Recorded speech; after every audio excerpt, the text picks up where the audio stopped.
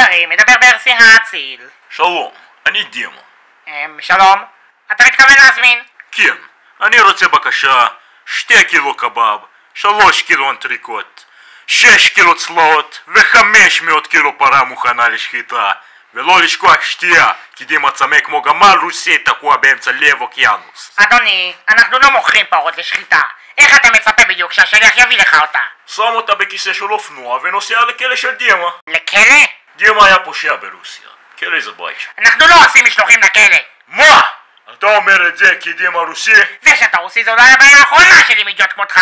אז אתה אומר את זה כי דימה שחור? אתה לא רוסי? בחיים לא שמעת רוסי שחור. למה שאי פעם אשמע דבר שכזה? אולי זה לא מהצד הכזה דפוק. חוצפן!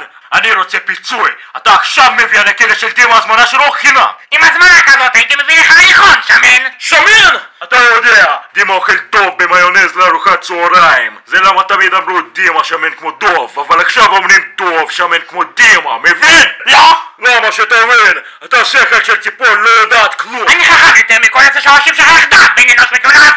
שתדע לך, אבא של דימה חכם כמו חייזר רוסי. לא! אני לא מתכוון לשמוע עוד השוואה רוסי אחת חסר כל היגיון שלך. כבר נמאס לי לדבר כל יום עם חסרי השכלה כמותך.